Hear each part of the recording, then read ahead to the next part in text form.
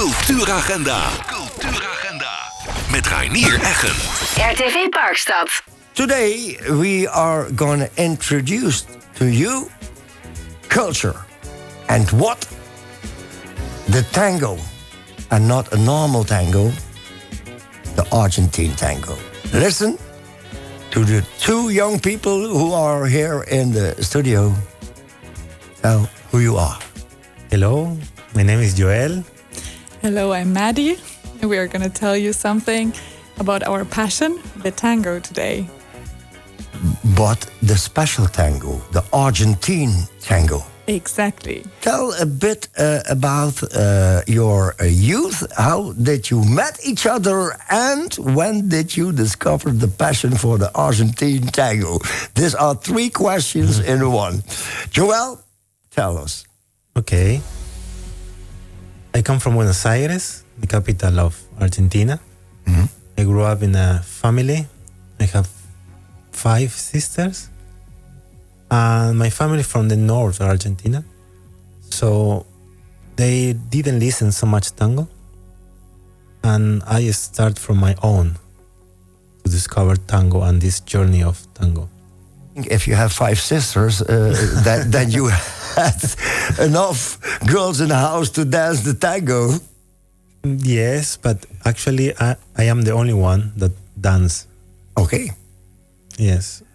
And Maddie, something about your youth and the discovery of the tango? For me, it was interesting also. I've always liked to dance, and the first contact with dancing was actually folk dancing. And later in Germany, I grew up in Germany, we do a standard dancing in when we are 14 years old. So I started with standard dancing and I really liked it a lot. But I had one issue, which was that you had to remember a lot of steps. Yeah. And remembering a lot of steps brought me a lot into my head. And that was very stressful for me. And also it was difficult to find a partner. There was always more women dancing than men. Mm-hmm. And I had a lot of hobbies. And when I went to university, actually, in the Netherlands, I saw a little sign that said tango dancing can be easy. Can be easy, but isn't easy. Well, that's for in the journey to discover. But what I did discover was that I went to that class and it was not at all about learning steps. And I think that was for me like the first moment of magic, because I discovered there was something completely different in the Argentine tango than in the ballroom dance or in any other dance. And the normal ballroom dance tango, you mean? Also that one, but normally you dance a lot of different. Yes, because the thing I know about the Argentine tango, it is a really a passion dance with a lot in it. Can you tell a little bit more about that, Joël? Well, he's smiling now, Yeah. but can you tell a bit more about what is so especially what is so special at the Argentine tango? Yes.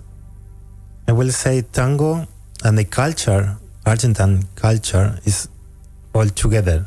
Yes, so tango represents our culture. And tango is really special because they have a lot of improvisation. You don't have really fixed steps. It's improvisation.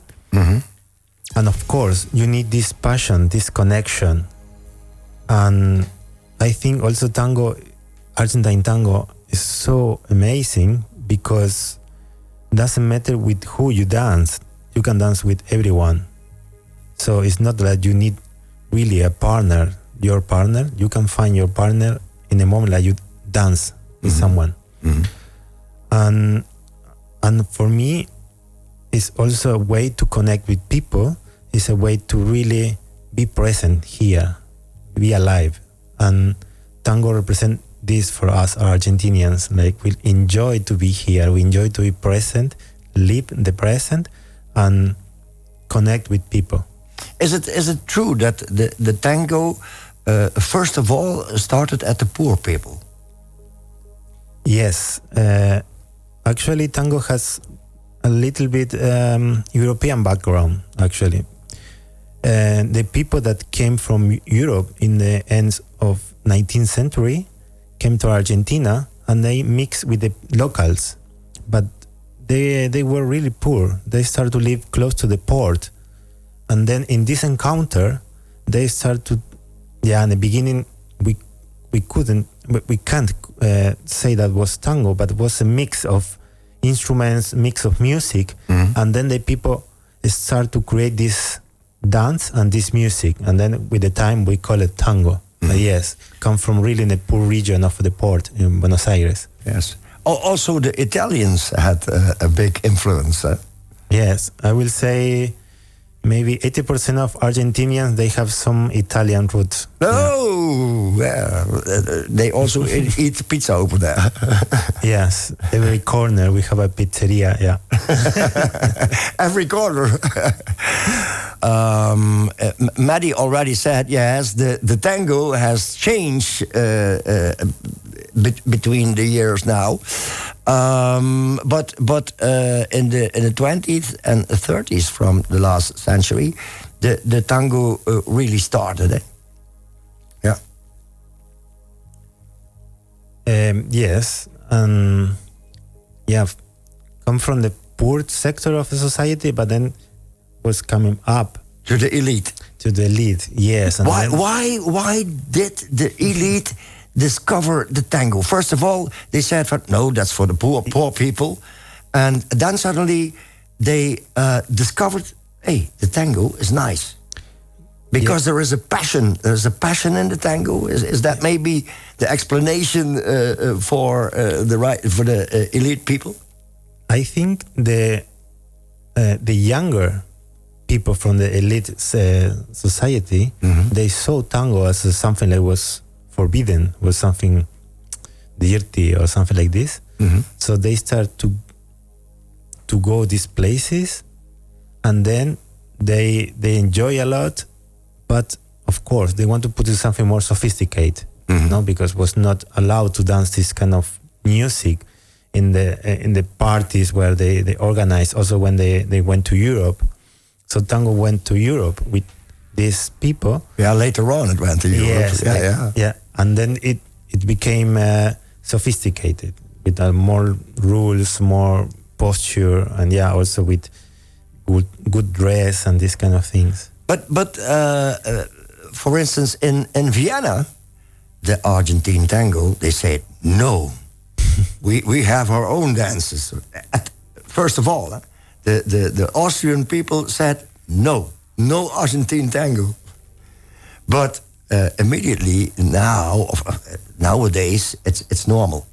There's also a class in Vienna where you can learn the Argentine tango. Also here in Holland and special in Landgraaf. I will name it because you are also teaching, but that later on, teaching the Argentine tango. Tell the people how you came in the Netherlands to do that. Maddie. So maybe we start when we met and how it started, actually, our story in general. That I asked before, but yes. now we are at the point. And so I was doing an internship for my studies, actually, in Brazil, and I had to leave the country. And I remembered, maybe I should go to Argentina because I had started the tango and I could see it live. Mm-hmm. And I went to Argentina, and on my last day, I went to a small place because sometimes they have little tango nights in bars, and you don't really know if it's to dance tango or maybe we watched actually also a football game from the America Cup. Yeah. And I remember that my friend, she said to me, let's just enjoy the last night. And then she actually got up and she danced with Joël. And Yes. She, not you.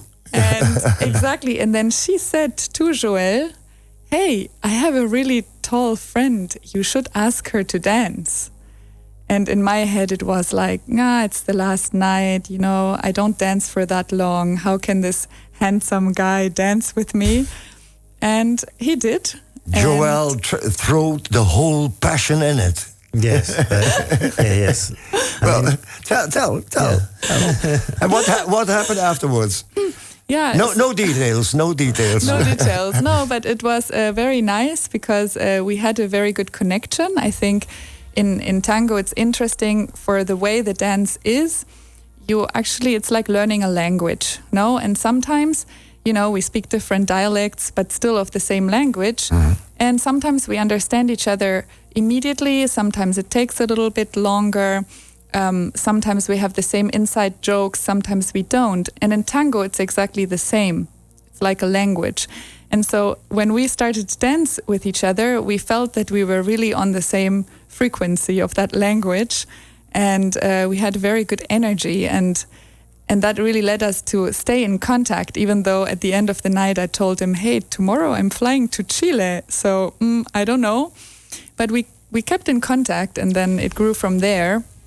And many years later, I actually moved to Buenos Aires after finishing my studies. You moved to Buenos Aires to live over there? Yes. Oh, okay. And then I said, we have to see if this relationship can have a chance. And then, He was still single at the time. He was still there. Well, that's very important. Yes. And then I moved there, and I started to explore the tango a lot more than before, because you have a lot more possibility to dance a lot than here. It's a little harder, especially if you're not in a big city. Mm. And and then we started our journey together, let's say it like that. And we were the whole Corona time in Buenos Aires together, and had to figure out how all of that was going. And in that time, well, if you were the whole Corona time, you had enough time to practice inside the house because you couldn't get outside. Exactly, that was actually a big part of it as well. No, like we were so used, and it was in 2019 to be outside and to go to all of these places, and suddenly we were all inside. And this was also one moment where we realized, if you take away the culture of a city, because we couldn't go outside anymore, what do we really need? Or maybe, for the rest of our lives, to think what is important. And there we also had this idea, maybe to move somewhere in the future where there's a bit more nature could be interesting. And that was the start of thinking about the Netherlands. Corona has changed a lot. There were a lot of people who were thinking at that time, is this life what I want? I want to do something else. And they change from everything. The evolution of the tango. Maddie, you said the tango evaluated during the years. Tell us more about it. Yeah, I think it's very interesting because the tangos that we heard before are very traditional. The older basic tangos, that's what I said, yeah. And with the time, they became also more complex. And I would say the use of the instruments was also more sophisticated. And the same happened in the tango dance itself. No, the more we develop consciousness of the body and different dance styles developed, they also kind of entered the tango. And today we can see that there's a lot of fusion music also. So people play with the tango. There's something they call tango punk and electronic tango, and people mix even cumbia with tango. And cumbia, yes. There's a lot of playfulness, and the same again we see in dance. So before there was very strict rules. No, only men lead, women follow, and you have very strict rules in how to behave in a tango night out. And today it's a lot more about leading and following. So about learning these two roles, and it doesn't really matter if you're a man or a woman or whatever. It's really independent of gender. It's much more about understanding the language and about learning the roles in order to speak that language. And that makes everything very playful. So now you have very different places where you can dance and experience it. And some are more traditional, some are very modern, some are very elegant, some are very loose in nature. And you can really find everything. Yes, and Joël, just because you had it about the basic tango, you are very young. Huh? You grown up with the old tango, and you are now in 2026, and now is the tango here. How would you like to introduce the Argentine tango to the people here in Holland and in the Benelux, can we say, in Belgium, Netherlands, Luxembourg? Tell it. Yes, it's a big challenge because here is a different culture than in Argentina. But actually, why we move here is because also south of Netherlands, the people is so relaxed. They enjoy the life. It's a little bit Argentina over here. Yes, I will say. Yes. Thank you, Joël. Thank you for the compliment. We love it here. Yeah, they have carnival, they dance. Oh, yeah. So for us, it's really important dancing and spend time with people that we like it. Mm-hmm. So in this region, the people have these two really big factors for tango. So I will say tango is not just go and learn how to move. It's also to go with friends to chill out, to listen music, sit, drink something, talk, and dance. Mm. And also you could go with your family, your brothers, sisters, mother, father, kids. It's for everyone, actually. And I would like to say to the people that tango is community. Tango is be part of a group and support each other and exchange this culture. And for me, I would like to bring a little bit from my country to here and try to connect with the people here and let's see what happens. And for us, until now, we have really nice experience with the locals in Landgraaf. Tell us about it. Tell us about it. Yes. Did you have clinics? Did you have shows? Tell us about it. We have different things. Yes, actually, we have a group in Landgraaf. They come every Friday to learn tango and to sit and chat and talk. Actually, it's nice for me because I can practice my Dutch. No. I can practice the Spanish. Goed bezig, jongen. Yeah. And so every Friday we have that, and I hope we can bring more tango, more lessons, and also invite artists. There are so many beautiful artists here, close by, not so far away. We don't have to bring from Argentina. I would like to, but we have here amazing dancers and teachers and musicians. So I think this is our plan here to spread a little bit the tango in the region in Parkstad. Where is the location where you do it? Yeah, so we teach in the Brandpoort. Oh, yes. This is a nice location. And we've been wishing to find a place that was a little bit more central to Parkstad. Mm-hmm. And we were really praying for this. And then we found that place and it was perfect because actually in Buenos Aires, it's very common that the social life is happening in something they call Club de Barrio. Mm-hmm. So it's like the place where the people from the same neighborhood meet. And Brandpoort has actually exactly that vibe. It's very traditional and it has a beautiful wooden floor and we feel the vibe, the tango vibe in that place. So we really love it. And the place is so nice that we also think of organizing not only classes but also more cultural events and milongas. Milonga is the name for the tango night in the future. With the hope of just bringing more tango and growing the tango in this Benelux or Euregio region, I think, because yeah, it's just so nice to have more of it, because if we are more dancers and more people enjoying it, then we can create and give more space also for the artists in that place. You already give the answer, but I like particular to name that you don't have to be a couple to learn the tango. You may man, wife, man, wife, what you like, single or couple, everyone is welcome. Yes, and that is so important, because we often think also from standard dancing you can only come with a partner, and for us we really have this focus on community. We everyone is welcome, and it is really not a dance for only the elderly, even though the music sounds very traditional. So it is actually a place where the generations can meet, and just because you have no one, it shouldn't mean you can't dance. I know so many people, they love to dance, but they feel they don't have someone to dance with. Not the case with us. Everyone is welcome. I can give you a good message.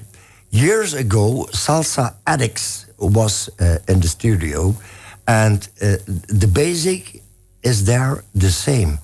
You don't have to be a couple. You may come single, gender neutral, no problem.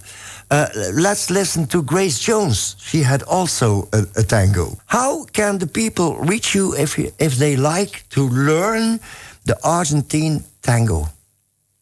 How can they find you?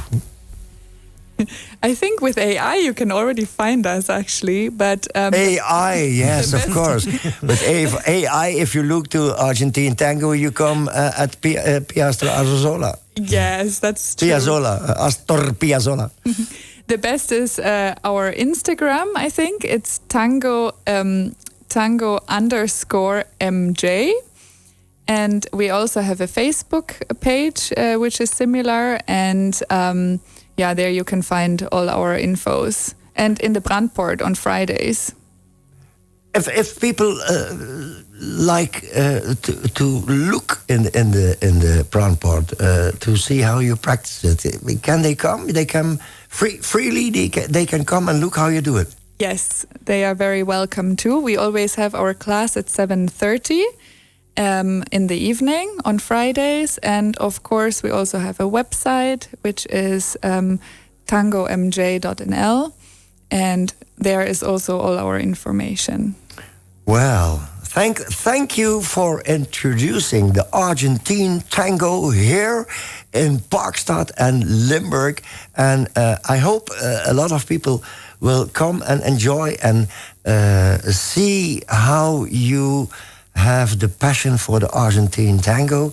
And then it's like a virus which come into the people and the people from Limburg, you said, Joël. So the people here in Parkstad, they have a very good vibe. So hopefully the tango vibe comes into the Parkstad people. Yeah, I hope too, yes. We very much hope so. So everyone is welcome.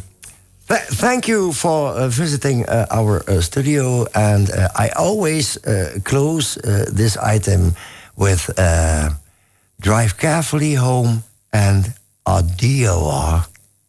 Diva. Adieu.